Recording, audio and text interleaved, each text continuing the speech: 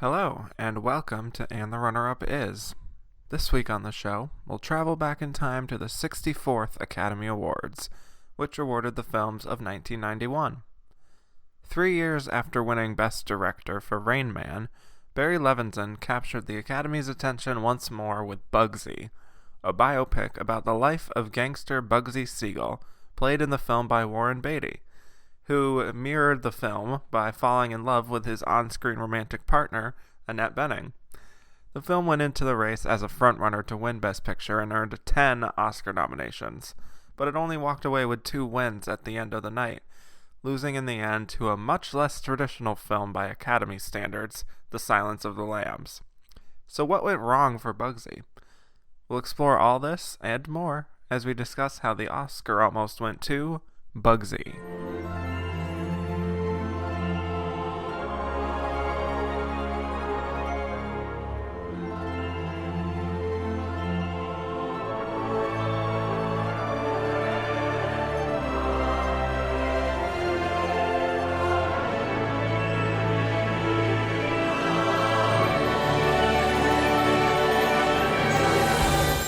Hello, and welcome back to And the Runner-Up Is. I am your host, Kevin Jacobson, and today with me I have a very, very special guest.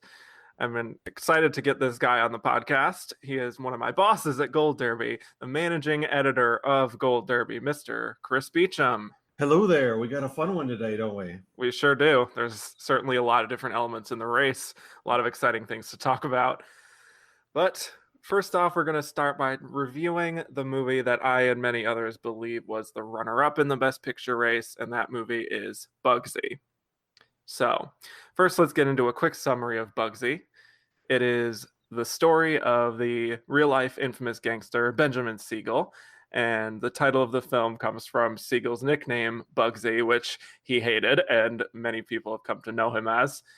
So the film charts his journey to Los Angeles, where he establishes himself and he teams up with this fellow gangster, Mickey Cohen, to run these betting casinos. And meanwhile, he falls in love with a Hollywood actress, Virginia Hill, with whom he has a long courtship, and they ultimately get together. And then Bugsy ultimately gets the idea to create the Flamingo Hotel and also gets Virginia involved in the business side of things. But eventually he starts to gradually sort of lose control, money issues get in the way, and he deals with the various people around him, as well as his own worst enemy, which is himself.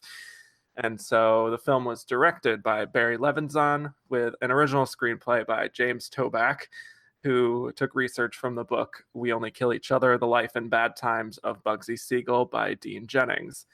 Warren Beatty stars as Bugsy Siegel, along with Annette Bening as Virginia Hill, Harvey Keitel as Mickey Cohen, Ben Kingsley, Elliot Gould, Joe Mantegna, Bebe Neuwirth, and Bill Graham. So Bugsy made $49 million at the US box office and was nominated for 10 Academy Awards and won 2 of them, but not Best Picture.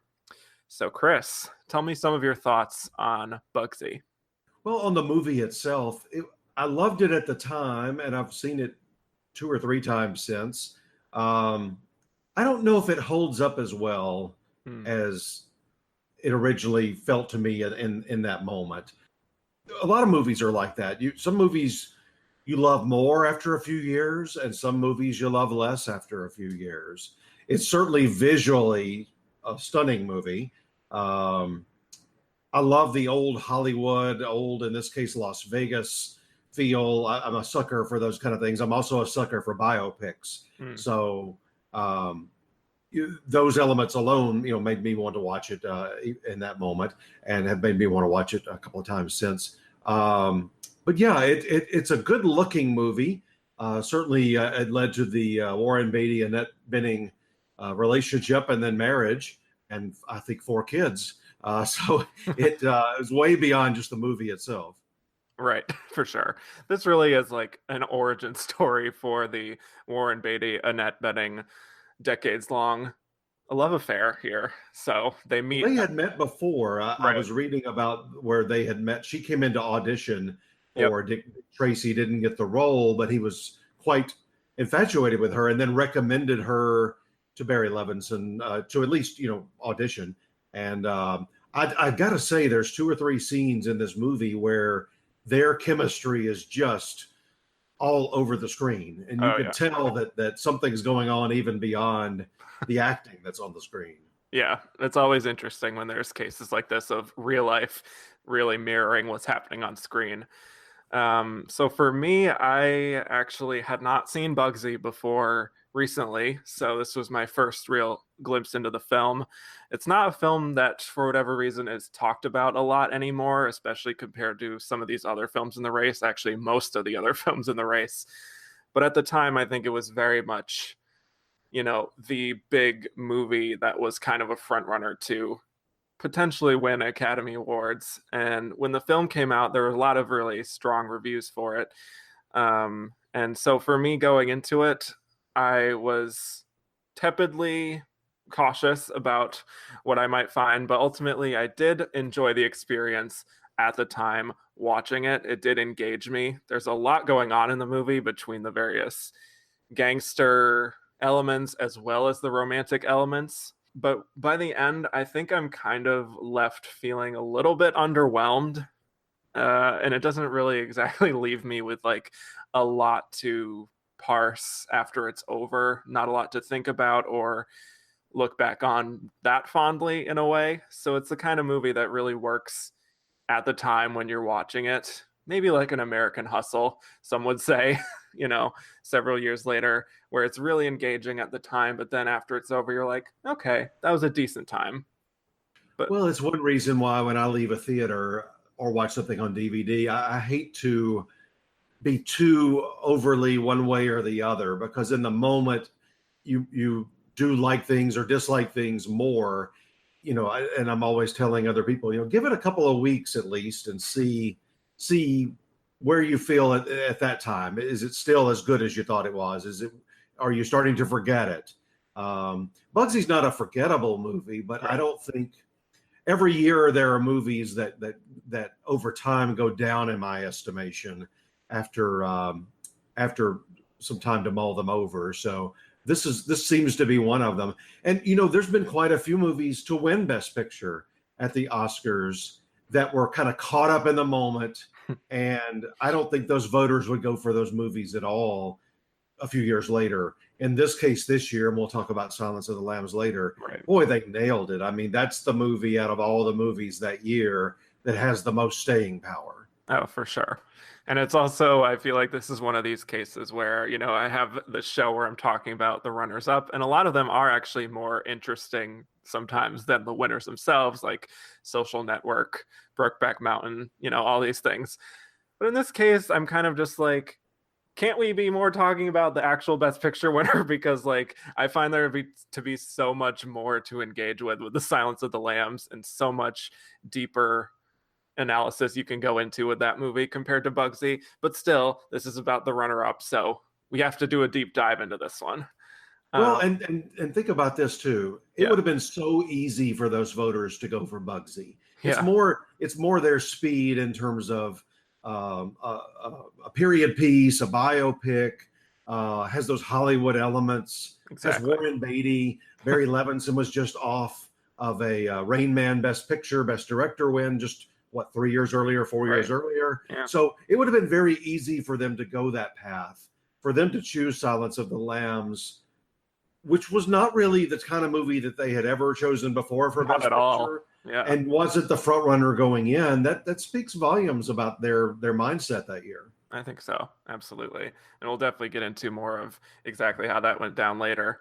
But I wanted to talk about Warren Beatty specifically in the context of this movie because, Warren Beatty is someone who I kind of see more as a movie star, a charismatic movie star who can schmooze about the town and such, more so than a character actor, Well, this is a really good character. I mean, Right, Bugsy it is. Siegel, of course, everybody's heard of, even if they don't follow the history of the mafia and so forth. But it really fits. It's right in his wheelhouse. I mean, Right. it's somebody that's not that he's this way, but he's really good at playing that arrogant, rich person in charge. And so this really fits his wheelhouse. And I think he's always known how to choose roles that fit his acting style the best. For sure. Yeah. And it's why I think he felt most comfortable taking on this role for himself, because as we know, this was a project that he's been wanting to do since like the early 80s, late 70s, even. And so he was like, this feels like the role that I can take on. And that is probably true. I think his performance is one of his strongest. I don't know that it's fully immersed into this character in like a super in-depth way. He does have a lot of big scenes where he goes a little bit hammy as far as like, making one of the gangsters that's Jack Dragna getting on all fours and barking like a dog and like oinking like a pig. And then another scene where he's throwing Virginia's brother through a glass door at her house. I mean, what do you make of the scenes where he's kind of asked to go a little above and beyond himself? I think that had to appeal to him. Yeah. There, of course, Bonnie and Clyde. He got to do that and got to be. That one was more of a slightly more comedic. Very, very early in his career, really made his career. So he has played a mobster before, but here he really gets to show that darker side, and I think that works well for him. And then the bouncing off, that's very important to bounce off of Annette Bening, who at least for most of the movie seems like that charming, beautiful ingenue type role. And so the mix of the two of them together is well done. Yeah. And speaking of Annette Bening, she perhaps shockingly does not get an Oscar nomination for this role. But she's very magnetic, I think, from the first time you see her, which is well integrated with the film itself because it's the first time Bugsy is seeing her. And she's very magnetic. She's this movie extra who seems like she should be in a much bigger role in Hollywood. And I think that character is really fascinating because she's a little bit of an enigma, because I don't think we're necessarily sure exactly what appeals to her, what it is about him that appeals to her, whether it's his power or just his money or just his general magnetism, his being protective, or if it's some combination of everything. But I find her to be very alluring and charismatic, and she does really balance him well. And you do see a lot of that chemistry throughout the film. Well, and he notices right away that she's not maybe the dumb type of girlfriend or person he would date.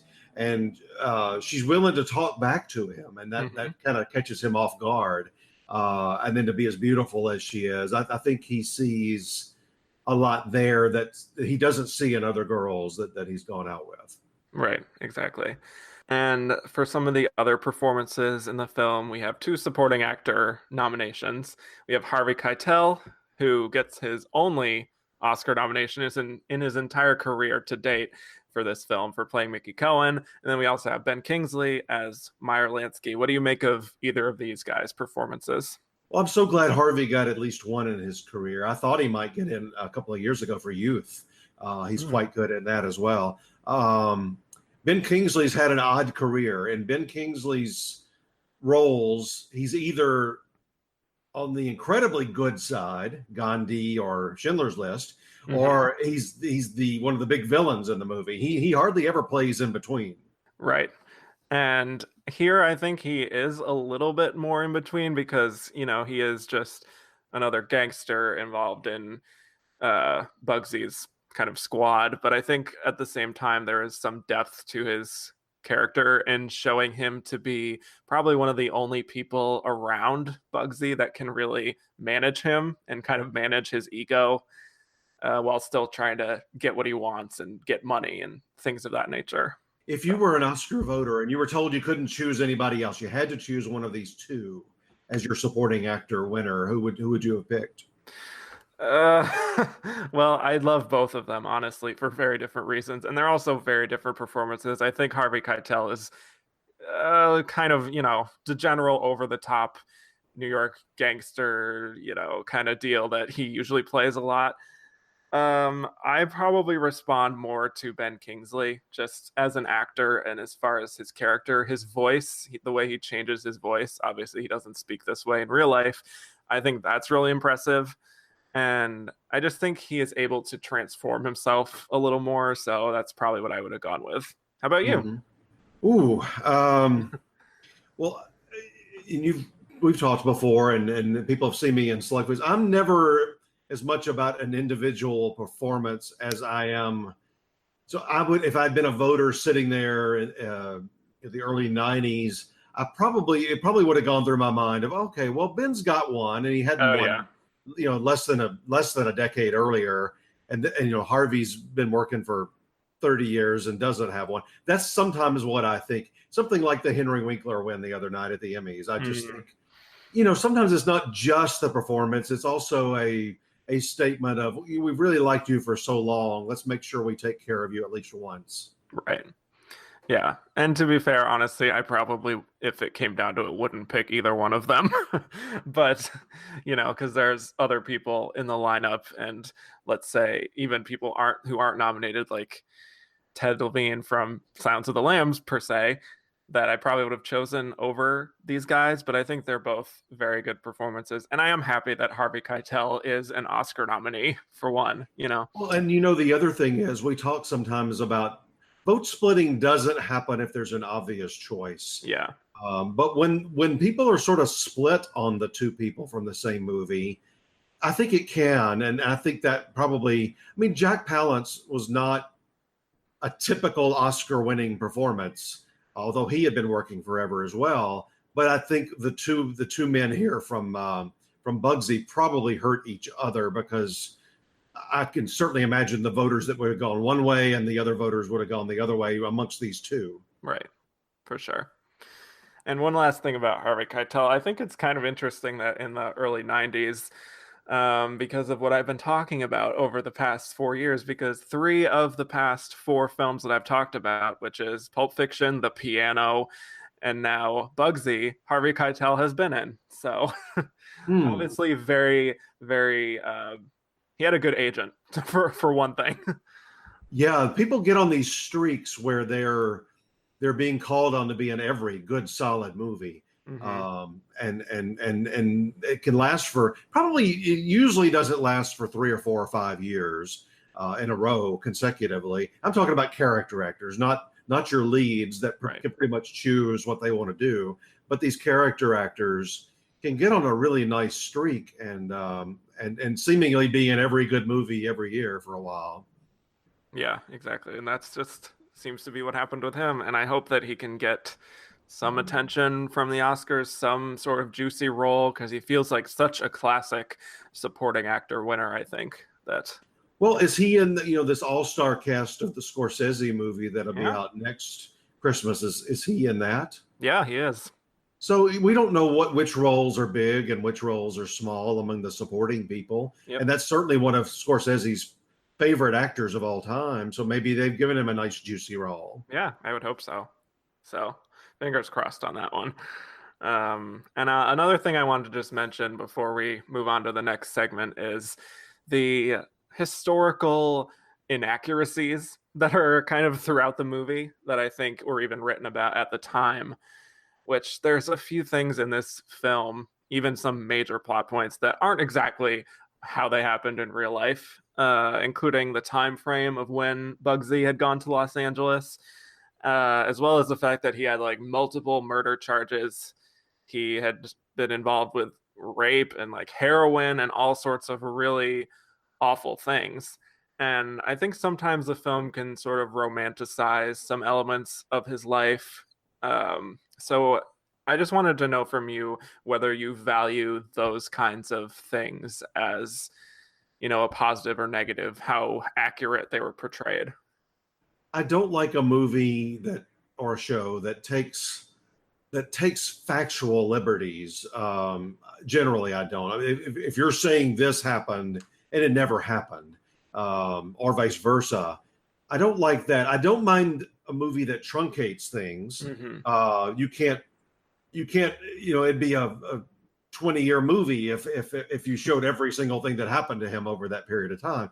I don't mind truncating, but I don't like just out and out lying and saying something happened or something didn't happen. Right.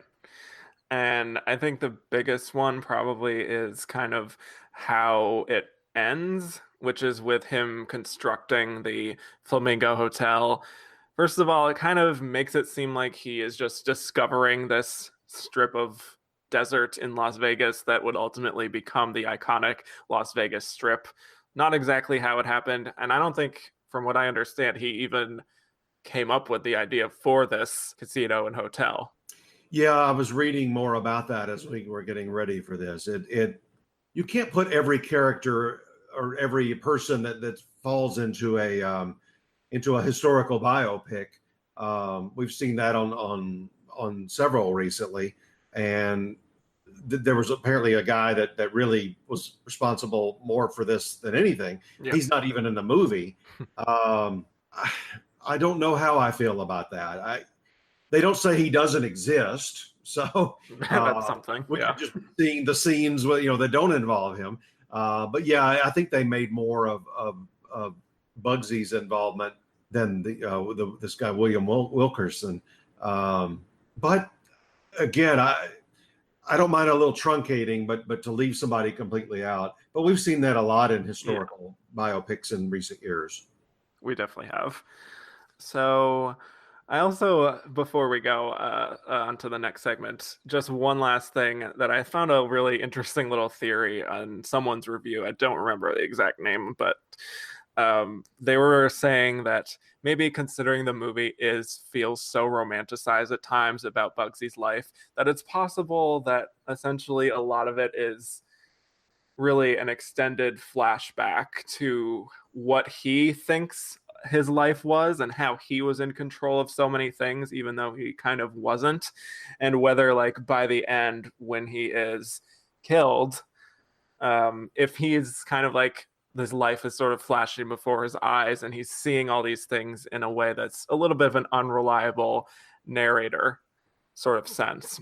I don't necessarily think that's what they intended, but I think it's an interesting read on the film if you are maybe critical of the romanticized angles of it. Right. We've seen that the Beyond the Sea movie with Bobby Darin. They tried to explain why Kevin Spacey was so old playing Bobby Darin at age by making it seem like it was him reflecting back, and then the Cole Porter movie with Kevin Kline, sort of the same thing. Not with the age makeup, but just he's looking back at his life with his guardian angel. I had not thought about that before. I had not heard that story before. Yeah. I do find it interesting if you're going to build a movie or a show. I'm thinking about something like The Americans around a bad guy. It's often the case that the scripts, the writing of it, tend to have to romanticize that person, make them into a person the audience can, I wouldn't say root for, but at least have empathy for. Right. And that's often odd. There were many times during The Americans, I'd finish an episode and think, why am I rooting for them? This is not right. Yeah, you're rooting for the destruction of America. Right, exactly. And here, I mean, you know what kind of a guy he is. Yeah. So they give you this person of all, one of the great leading men of all time to make him seem palatable. Yeah, it's an interesting little trick they play there, which I think it happens a lot, especially with lead characters. Not as much with supporting characters, but if they're trying to get you to buy a whole movie, then they almost have to do that, even if the person. Him with Bonnie and Clyde, they make them seem like these fun, out for an adventure couple, So right. It happens a lot. Yeah, and that's actually true of a lot of the films in the race this year. But as far as Bugsy, I think it's a very interesting movie. I think, again, it does feel a little bit overlooked at times nowadays. It's really not talked about much, but I think it's worth your watch just from a historical angle. And I think it's interesting, how they kind of go with the romantic angle of things compared to the gangster. And that's kind of how it was sold at the time. And I think those romantic scenes do work, even though sometimes the sort of fighting gets repetitive after a while. But I think it's a very interesting movie, a little bit flawed, but still something that is probably worth your time. Yeah, and again, I think, as we said at the beginning, more well received in the moment than the time has not been as kind to it. Just not that the movie got worse, but just people don't really talk about it. Yeah, it's interesting. So when we come back, we'll be talking about why Bugsy lost Best Picture to a very different kind of movie called The Silence of the Lambs.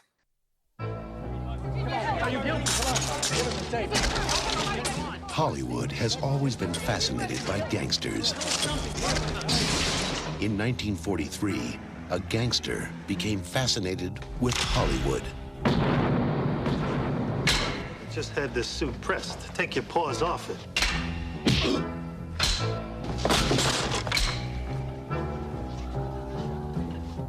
So one guy came in here and robbed 5 guys of $56,000 in their own place of business and got away scot-free. The rest of the time, you're just another good-looking, sweet-talking, charm-oozing fella with nothing to offer but some dialogue. Why don't you run outside and jerk yourself a soda? Who are you referring to? Pre and fruitcake? If I were you, I would get that money back by 7 o'clock tonight.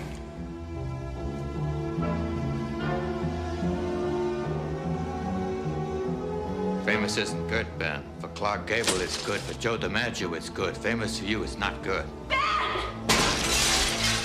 He's my brother! And you think you can steal from me? From Maya Lansky and Charlie Luciano and get away with it? You are going to kill Mussolini personally in the middle of a war? Ben, I don't understand this desert thing of yours. What are we, Bedouins? What are you talking about here? A whorehouse? I'm talking about a hotel. I'm talking about a place where gambling is allowed. To our destiny, Las Vegas. A hotel in the middle of the Mojave Desert, 500 miles away from the nearest toilet bowl. Truth is, he's not even interested in money for himself off this deal. He's interested in the idea. What idea? Building something, making something. Benny's a dreamer. Blow my head off! Do it! Do it! What fantasy have you concocted in your sick mind? I believe he was blinded by love. Benny's always put women first. That's what makes him Benny. Only this time it's one woman that's got him instead of the whole damn female race. I'm sure you're right about the things that you want to get. About Do you always everything. talk this much before you do it? I only talk this much before I'm going to kill someone. And we're back. So now we're going to talk about why Bugsy lost Best Picture to The Silence of the Lambs. First of all, the nominations for Bugsy. It received 10 of them. It led the race, and those included Best Picture, Best Director for Barry Levinson, Best Actor for Warren Beatty, 2 Best Supporting Actors for Harvey Keitel and Ben Kingsley, Best Original Screenplay for James Toback, Best Art Direction, Best Cinematography, Best Costume Design, and Best Original Score. And then before the Oscars, Bugsy actually won the Golden Globe for Drama, which was, oddly enough, the only Golden Globe it received. But The Silence of the Lambs ended up winning the Producers Guild, the Directors Guild, and the Writers Guild for Adapted. Really dominated the guild aspect of things. So now I'm going to ask you, Chris, why you think Bugsy kind of slipped in the end here when it came to the Oscars. Well, and you take the whole season as a look. Once something starts winning, directors and producers, like you mentioned, sometimes it can get on a roll, like Silence of the Lambs. I don't know in general though, because Bugsy was much more of the Oscar Best Picture type that they would normally go for.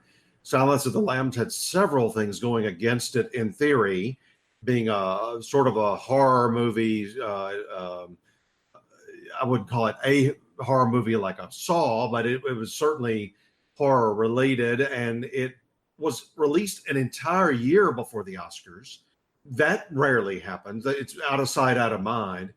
So that's the main reasons I remember the ceremony that year. I'm a little, good bit older than you. We didn't know what was we thought it was one of those two. Beauty and the Beast seemed like the nomination was the reward. For sure. Prince of Tides possibly, but then when it missed out for Barbara, that didn't seem like that would win. And remember on JFK, Oliver Stone had just won just a handful of years earlier on Platoon. He'd had several Oscars by that point. Yeah, so, and then one for Born for the 4th of July as well. Right. So he had just been rewarded recently. So it did, I recall, feel like a race between Silence and Bugsy. I don't even know if I kept up with or knew much about all the Guild stuff, but Bugsy certainly won over at the Globes, and like you mentioned, and so that gave it a really good leg up on possibly winning. Not winning any other categories, though, probably hurt it at the Globes. Right. It's really interesting when you look at these two movies because they are so diametrically opposed. But I think when it comes down to it, I think you do have to look at the feeling that both films give you. And I think Bugsy does have a lot of those classic elements that we all know the Oscar voters love, the production design, the costume design, which was the only two that it won, by the way. And all these elements, good performances, but ultimately I just feel like the film kind of leaves you a little downbeat, and there's not a lot of rooting interest almost by the end. We know how they love sort of redemption stories and movies about good people and things of that nature.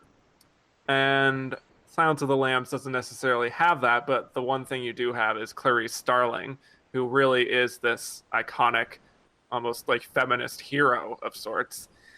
And I just think about this too. There's a couple of other thoughts as we're trying to figure out why it split this way. Silence, like we said, came out in February. I don't know the exact dates, but because it had been released so early, they were probably able to get those VHS tapes out to everybody over in the November, December, January timeframe.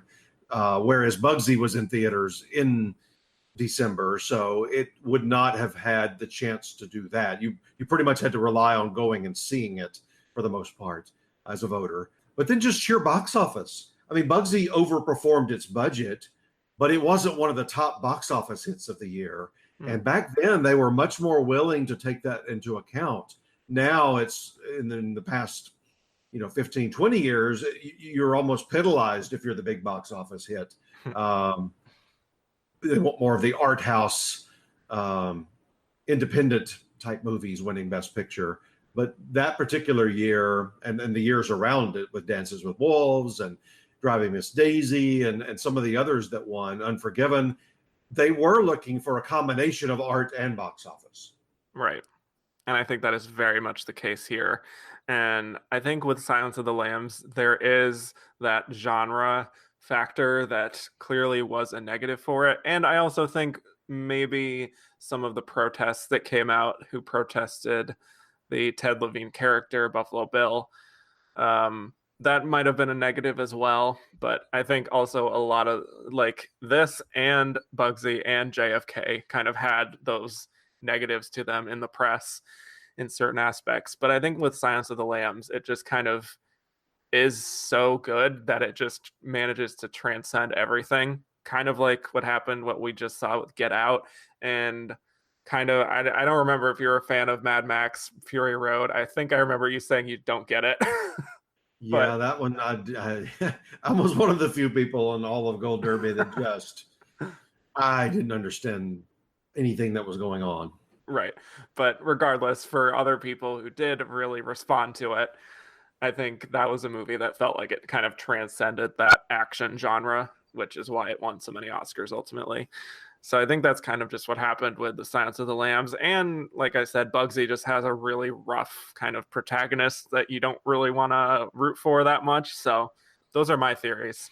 Yeah, I think you're right. I think all of the things we just discussed. Remember too, on Silence, because of the nature of the subject matter, I feel like there was probably a decent number of voters, could be a small number, but a decent number that might not have ever even seen it. We know now that certain movies will come up on a given year and they just aren't the cup of tea of certain age voters or whatever it might be, and to win you've got to overcome that in a way. Right, exactly. So I went to Twitter to ask for a few questions for this episode, and quite a few people wanted to do some Silence of the Lambs talk here, obviously. Starting with Kyle Flyberg, who asked if Hopkins was nominated for supporting actor, who would have replaced his nomination and who would have won? Well, for one thing, I think we can say that Anthony Hopkins probably would have won supporting actor. He would have won in either category he was in. Yeah, remember, he's not in the movie as much as people think. I remember even discussion at the time. The big thing he had going for him beyond the performance was when he's not on screen, the other characters are talking about him so much. Right. You think he's on screen more than he is. But yeah, he would have wiped the floor clean with supporting actor. I don't think he even really had. Well, Nick Nolte had won the Globe. I think Hopkins did not win the Globe. And there was no SAG Awards back then. Mm-hmm. So I don't know that he had a clean shot at lead, but he was certainly the most memorable performance of that year in terms of male performances. In terms of who would have gotten in, it is quite surprising that Kevin Costner did not get in, except for the fact that he had just won 2 Oscars for Dances with Wolves. Mm-hmm. So I think that gave people a free pass to say, we like these other 5 better. He doesn't need our support, yet another year. Yeah, if it had been a lesser field, I think he would have gotten in. And then Jeff Bridges, Jeff Bridges, that was long before he had won. Mm-hmm. He had already been nominated before, I think a couple of times. So the fact that Robin Williams got in shows they liked Fisher King. I think he could have gotten in. Yeah, I think so. Those are probably the ones. Yeah, I mean, it's harder for me because I wasn't exactly around and conscious of exactly who might have been in the race at the time. I can only kind of look back and look at precursors and things of that nature. But based on the typical patterns, I would say, yeah, probably Costner, probably Bridges. Yeah, I'm looking at the the Globe nominations that year. Right. Costner, looking over drama and comedy, Jeff Bridges. The others just weren't getting in. Billy Crystal was not getting in. Right. Kevin Kline got in for Soap Dish. Dustin Hoffman got in for Hook, of all things. So I don't think any of those were really in the mix. Right. De Niro's quite lucky that he got in because he. It's a great performance, but it's a very Cape Fear's a horror movie in a way, and but he was in that long string of kind of like Meryl Streep back then, or even now, of just getting in for everything. Right. Yeah, exactly. And I don't know. I feel like at the same time, though, he's probably like last in this race when it came down to like the final vote totals. I mean. He didn't show that year. He'd come other years, but he didn't show up that year. Yeah, interesting. But I think if Hopkins wasn't in this race, I have to imagine Nick Nolte probably would have won. I totally agree. This was Nick Nolte's best chance ever to win. Yeah, sadly. And when coming off the Globe win, it's a very emotional role too. I think he would have probably pretty easily taken this. Yeah, super Beatty, super not Warren Beatty, but Oscar Beatty. Right. Very. Warren had won for Reds directing. He's never won an acting award. That been recent, but it had been a decade earlier. I think Nick Nolte would have pretty much taken that. Yeah. Interesting. So when that decision was made, and of course we didn't have social media and all that, somewhere in Nick Nolte's camp, they were going, "Oh no, why can't he go supporting?" Exactly. So we should mention that with this win for Anthony Hopkins, plus Jodie Foster for Best Actress, plus Director for Jonathan Demme, plus Adapted Screenplay and Best Picture, this film became one of 3 movies in Oscar history to win the top 5 awards, the Big 5. Yeah, it's never happened since, and right. There are. It's going to happen again. It's like the EGOT thing the other night. It's going to happen. Yep. Things just have to line up perfectly. Yeah, and it's interesting you say that because the IMDb Journey podcast asked me, which films from 1992 onwards do you think should have been the next one to win the Big 5? Interesting hypothetical. I don't have all of the.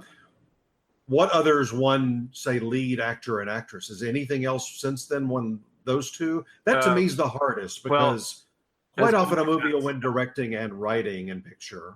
Yeah. As Good as It Gets won both. but that wasn't going to win picture. No.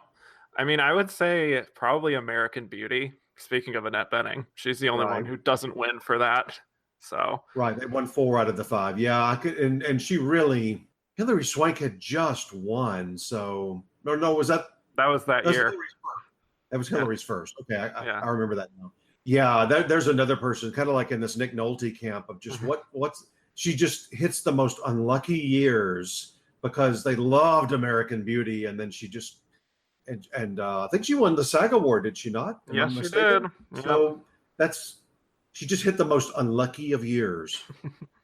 God, I hope it happens for her because it's heartbreaking just watching her lose over and over. Now twice to Hilary Swank, for that matter. Yeah, twice. Just one little fun thing I wanted to add before we move on to a few other movies is Ashley Cuss, my friend Ashley Cuss from the LA Confidential podcast. She asked, do you like fava beans and a nice Chianti? Neither. Great. I've never had fava beans. I like my I don't like beans of any kind. Well, there might be one, but I really don't like, they're too waxy for me. Too waxy. Yep. I don't mind a Chianti, but perhaps not together.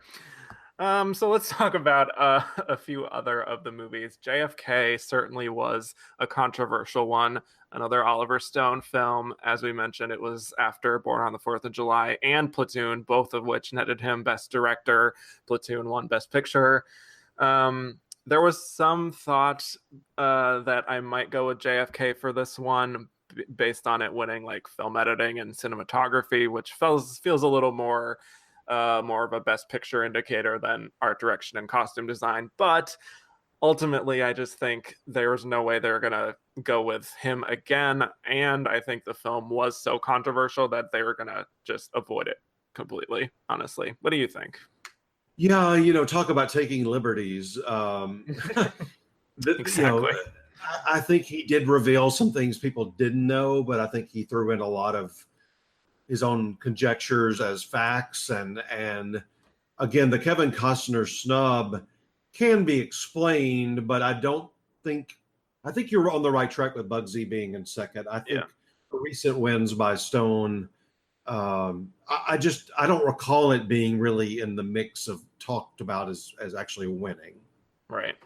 But Oliver Stone did win a Golden Globe for director, so it's possible if Jonathan Demme wasn't in the race that he could have won director possibly, but I feel like that would have been overkill. But also at the same time, I don't know if I see Barry Levinson winning for this for some reason, so I'm at a loss as far as in terms of who would have won. Yeah, John Singleton still remains the youngest director nominated. I don't think they would have. Well, Singleton and Ridley Scott don't have Best Picture nominees, so I don't see how they would have won directing.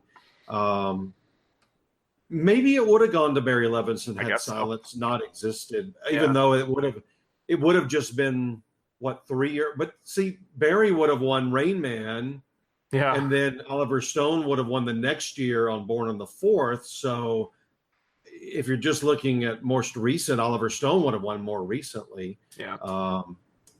If a voter was thinking about that. So we do have Jonathan Demme to thank for not having another Barry Levinson or Oliver Stone. There you go. So quick after. I don't know if you've ever seen his speech, though. Nobody has ever said more in a speech in Oscar history. It's a lot. That's a lot. If that had been the era of social media, he would have been ripped up. Crucified. Yeah.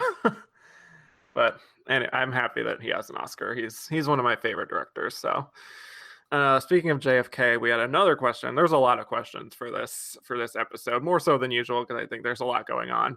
From Kevin Cloweter, he said, how many Best Supporting Actor nominations did JFK deserve? Tommy Lee Jones is good, but I'd have liked to see Joe Pesci or even Donald Sutherland get in. Most people had a scene or two. Tommy Lee Jones had a thread through the whole movie. Yeah. The one to me that stood out the most in terms of impact was Kevin Bacon. Yes, me too. Really long scene there. And this is, I won't spend any time on this, but on one of the rerun channels, Antenna TV, they run Johnny Carson episodes at night from the old Tonight Show. And Kevin Bacon was on last week promoting JFK and telling some pretty funny stories about his time on that set, because they shot at the real prison down there. But anyway, he to me stood out. I was really happy to see Tommy Lee Jones. There's another guy that could just come off a great decade and still had not won. And this JFK nomination probably helped him win for The Fugitive just a couple of years later. Just one of those, okay, you're turning in great performance after great performance. We got to give you something here. But I would have probably only gone with Kevin Bacon. Donald Sutherland has a really nice scene. And who was the other one you mentioned? Joe Pesci. Yeah, he had. I sometimes can't remember the years. And he had just won, right? He literally just won for Goodfellas. Yeah, that hurts you sometimes. Yeah. I would say of the two of those, definitely I would have gone with Donald Sutherland. He really has a lot of impact just like on that park bench, basically just explaining this thread of conspiracy that goes all the way to the top. Yeah, really, really good. Honestly, I would have nominated Donald Sutherland for anything just to make him an Oscar nominee. Yeah, that's still crazy. I'm so glad he got the honorary last year. I know, but it's not the same. No, he's still working hard, though. He might still get in there. We've seen people get an honorary and then win later on. Yeah, it's very possible. So hopeful for that. Let's just talk briefly about Beauty and the Beast. This is a really interesting thing here, of course. Our first animated film to be nominated for Best Picture, and in a field of 5 at that. So very significant. Yeah, the only one to get in a field of 5. Right. It was before animated feature had started. So that sort of takes the opportunity away, I think, more in recent years, knowing that they can give you the animated feature nomination. And if you're good enough to get into Best Picture, you're probably winning animated feature. They just seem very reluctant to do that. I know Toy Story 3 and Up got in there, but I think those were both of those on guaranteed 10. Those are on the 10. Yep. And it hasn't happened since. Yeah, I don't know in the newer era of an 8 or 9 that's just gonna happen again. But I know the feeling in the moment was it's not gonna win Best Picture. It's totally gotta be, they all have to be thankful that they got in. And I think the timing of the release helped a lot. If it had been a summer Disney release, I don't know if it would have still had the buzz, but it came out close to Thanksgiving and then went through the whole awards cycle.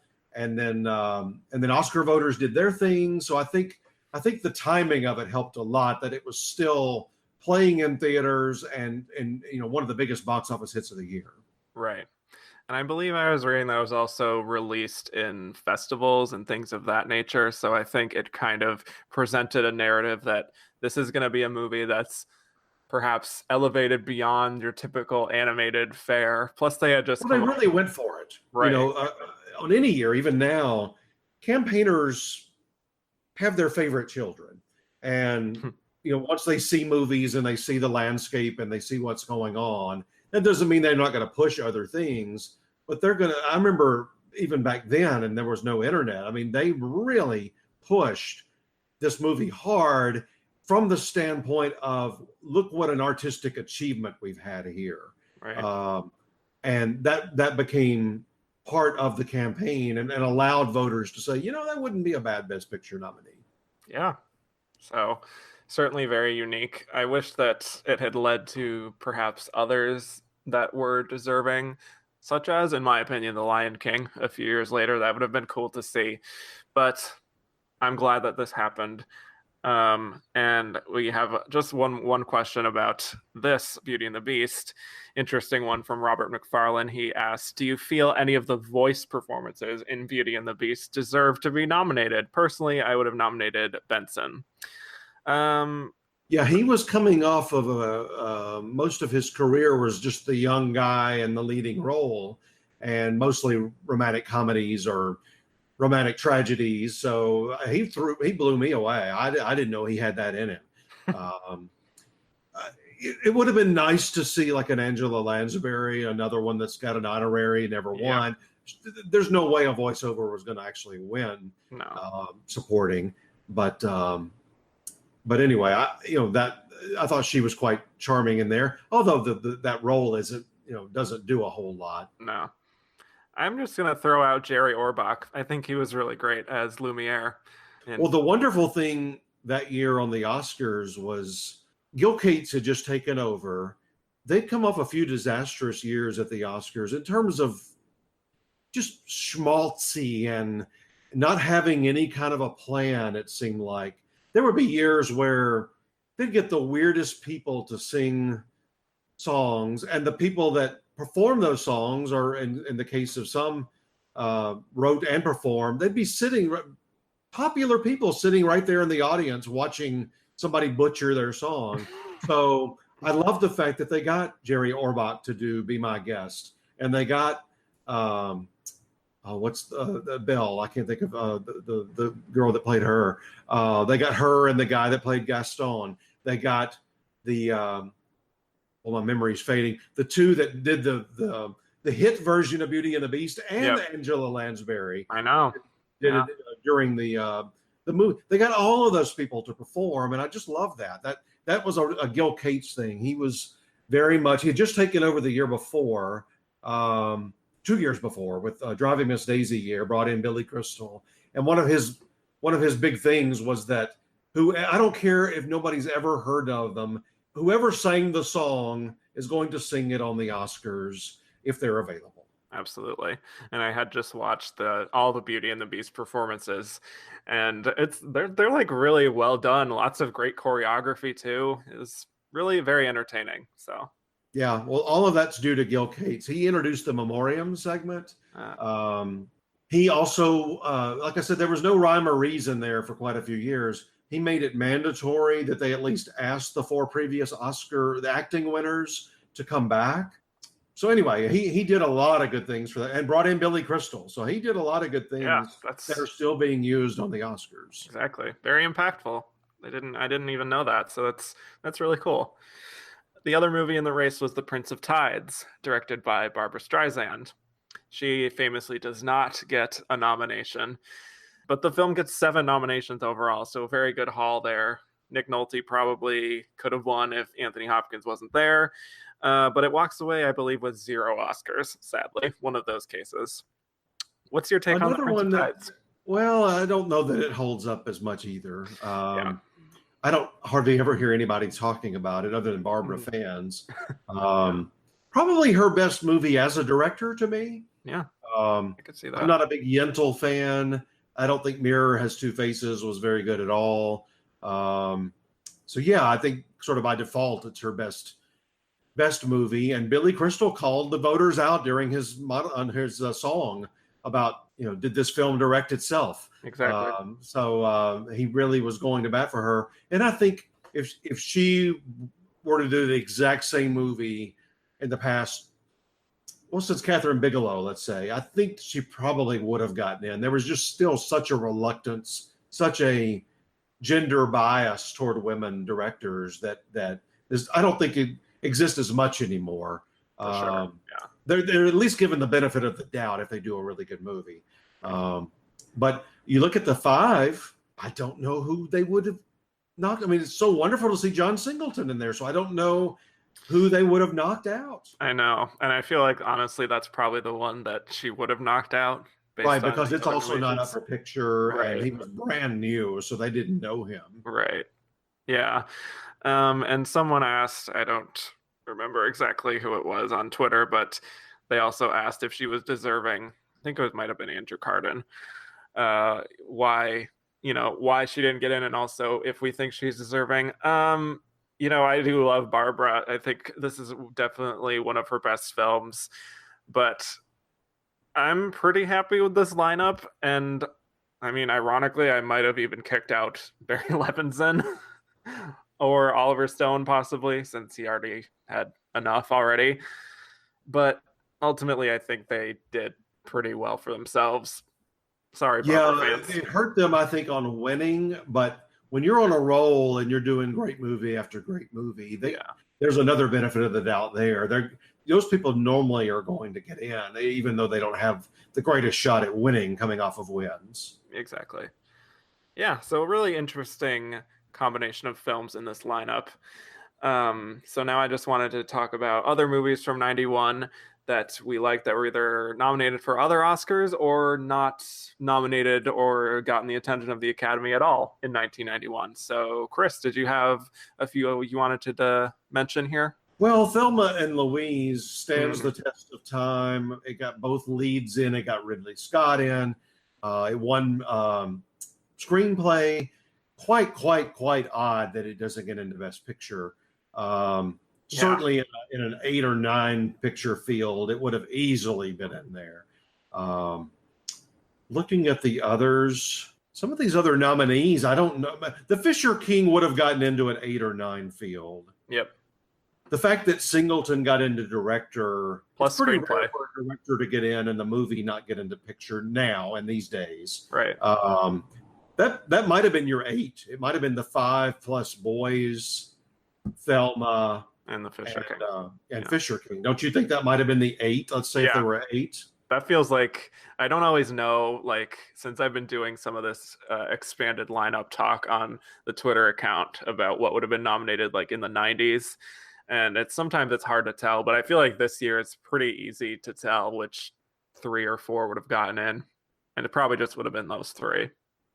Yeah, 2 of those 3 got directing, and then what was it? Oh, Fisher King got several good nominations. So I mean, there might have been something further down, but some of the other nominated movies, Fried Green Tomatoes is just too light. City Slickers was not going to get into Best Picture. Maybe one of the foreign, possibly. I'm looking at the foreign, but none of those really have stood the test of time. No, I think that's the ones. Really, honestly. Yeah, I totally agree. I think Thelma and Louise has absolutely stood the test of time. And there was a few people who wanted to know why it didn't get in to Best Picture despite all those nominations. And honestly, I think it's because there was a little bit of a reputation with the movie for some men, this idea that it was like a man-hating movie. And that kind of maybe permeated some things. We know that the Academy is primarily male at this time, so that's a possibility. Absolutely. I think that had a big impact on it. I think 4 out of the 5 Best Picture nominees were pretty set. If there was any kind of swap at all, I think Beauty and the Beast had the biggest hill to climb. Yeah, for just sure. to break a barrier and get in. If they hadn't gone for it, I think Thelma and Louise would have been the one that benefited. Yeah, I think it's 100% the number 6 movie in the race. So it's a real bummer that it's not nominated, because it is, honestly, to me, when I look at 1991, I think about The Silence of the Lambs. Sometimes I think about JFK, Beauty and the Beast. I think Thelma and Louise is absolutely right up there. So, well, the 2 of them are still, if they are talking to somebody, especially somebody they've not met before, that's the first thing they want to talk about. And that's 28 years later, right? 27 years later. Yeah. So that's amazing. Yeah. It's iconic. And the ending scene is cemented in cinema history. But also everything before that, I think both of them are so good in the movie. I love Gina Davis and I love Susan Sarandon. They both have such unique characters. And I'm so glad, honestly, that it won the screenplay category, because it easily could have gone to Bugsy as the only other film nominated for Best Picture in that original screenplay lineup. So I'm glad they went with, I think, the rightful winner there. You know what would happen now, though, is let's assume that the 8 are what we think they would be. They always seem now to go with, if a director has also written the screenplay, they're going to go that route. So yeah. John Singleton probably would have won now. That's a possibility, yeah. On screenplay. Yeah, for sure. And speaking of Boys in the Hood, that's another one that I think has definitely stood the test of time for me. I'm so glad that it got in again. Well, it led to so many other movies. Exactly. Most of these that we're talking about didn't lead to other. You can't look at that tree and say it specifically led to, this movie or that movie, but Beauty and the Beast sort of did, because it was the second out of the new Disney slate after Little Mermaid. It led to a lot of other quality Disney movies, but Boys in the Hood led to a whole generation of movies. Exactly. It's so influential. And I think it does still hold up today. And by the way, recent Emmy winner Regina King, it's her debut role. Just saying. Just saying. As far as other movies, I just wanted to mention Terminator 2 Judgment Day. You know, that's a movie that does very well in the technicals. It wins visual effects. It wins, I think, the 2 sounds, as well as one more, or maybe that's it. I don't remember. One visual, 2 sounds, and makeup. Makeup. There you go. Yeah. Well, and we talk about things leading to other things. Without Terminator 2, maybe Titanic never happens. Yeah. Maybe he doesn't get to have the clout. He didn't personally win on Terminator 2, but now he has more clout. He gets to go make a couple more action movies. He gets to the point of his movies are doing so well. This happens on any director. If you're doing hit after hit after hit, you can then come into a studio and say, this one is going to be way more money and more of a question mark on box office, although we now know that Titanic is one of the biggest movies ever. They didn't know that then. And he gets the clout coming off of a Terminator 2 to start making some things that he just wants to make. Exactly. And I'll also say Terminator 2 is leagues better than the original, which very rarely happens. And it's iconic for Arnold Schwarzenegger. And it was fun just to watch him be just this protective good guy this time around. And I love Linda Hamilton in it. And I'm actually kind of intrigued to see her come back again so many years later for the new one. It's a really interesting year. A lot of the movies at the top, I think, really are deserving of being there. I don't know if there is a lot of things that I'm totally outraged about it not getting in, which is always a good thing. No, I mean, choices do have to be made. I don't see any embarrassments really of this Oscar year. Like some years you look and go, what were they thinking? Not necessarily even just Best Picture, all that can happen there, but just, a particular acting race. Or the only one of the 20 acting nominees on this year that you just look and go, what is Bette Midler? For the Boys, it's not remember. I mean, I love Bette Midler. Yeah. Deserves to be, a multiple Oscar nominee, which that gave her second. But nobody has ever thought about For the Boys since that year. And so I don't know that she fits into this group of 20, but I can't really honestly tell you any of the other 19 don't belong in there. Yeah. And for that matter, I should also mention Laura Dern and Diane Ladd become the first mother-daughter actors to get nominated together in the same year. Yeah, and Mercedes Ruehl winning that category, she's quite good in that. I don't know. I mean, she's never done anything else hardly worthy of being an Oscar nominee or winner. Yeah. So I don't know how that fits in the course of history, but I remember it being a really good win at the time.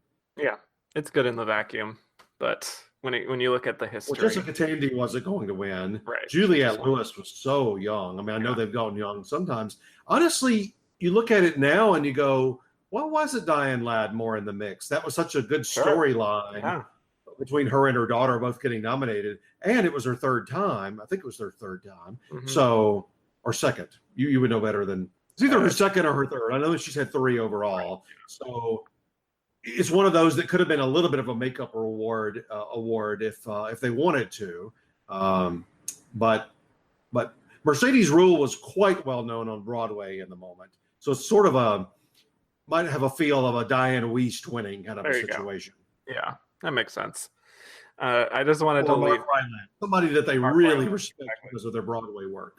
Yeah, for sure. And I just wanted to leave this segment with one last quote from Juliette Lewis, of all people, because I was reading Inside Oscar before this, which is a very good resource. And she said of her nomination, she's a teenager, keep in mind, she says, the nomination doesn't change anything. It doesn't change the condition of the world. Our world is still falling apart. Well, so there you have it.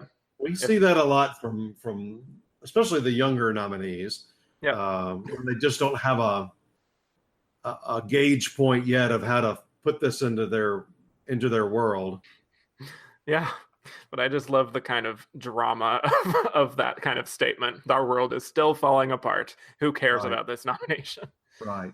Always fun. She attended with somebody famous, somebody that became even more famous that year, and I don't remember who it was.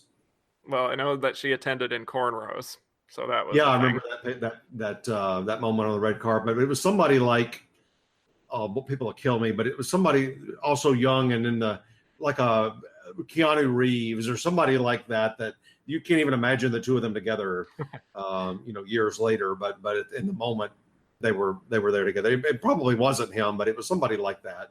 Right. Very weird, very quirky year. So that really says it all.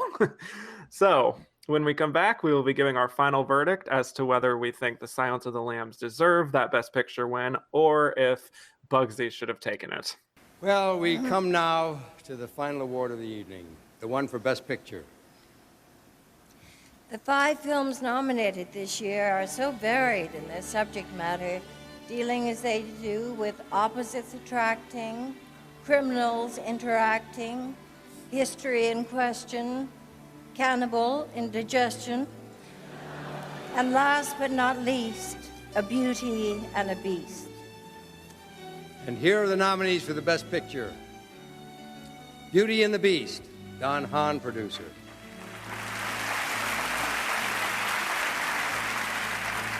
Bugsy, Mark Johnson, Barry Levinson, Warren Beatty, producer.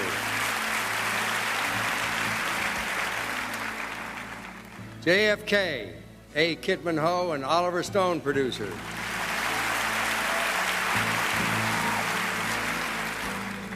The Prince of Tides, Barbara Streisand and Andrew Karsh, producer.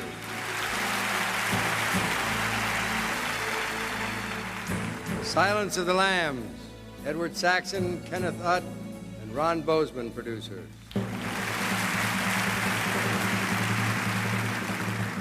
And the Oscar goes to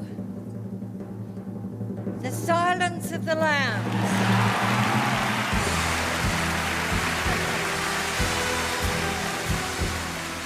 And we're back.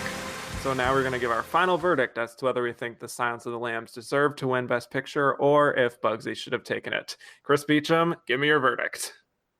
Absolutely. It's one of the best wins they've ever given, partially because of the movie and partially because it was so out of their comfort zone for them to realize that was truly the best picture of the year, get around their hangups with whatever hangups might have been there with it, and still give it Best Picture. It's just one of their best choices of all time. I completely agree. I think The Silence of the Lambs is iconic. It has inspired so many artists over the years, and it defies, the typical Oscar movie that people think of. And I think Bugsy is probably the movie that people think of in that regard. But The Silence of the Lambs beats it every time in pretty much every aspect. I think it's fantastic. I think they're legendary performances, Anthony Hopkins and Jodie Foster, and they will stick in everyone's mind till the end of time when it comes to cinema, honestly. So one of probably my favorite Best Picture win of the 90s, and that's even including really great movies like Schindler's List. But just the uniqueness of this film winning Best Picture makes it my top one of the 90s. So there you have it. So I want to thank you, Chris, for coming on with me to chat about this crazy 1991. Absolutely. I enjoyed it. Thank you. Absolutely. And so tell people where they can find you on the internet if they want to hear more of your thoughts. Really just Gold Derby. I don't have a Twitter or an Instagram. So I'm on the Gold Derby Twitter so often that I just don't feel a need to have my own. I'm on Facebook as well, but mainly Gold Derby is the best place to catch.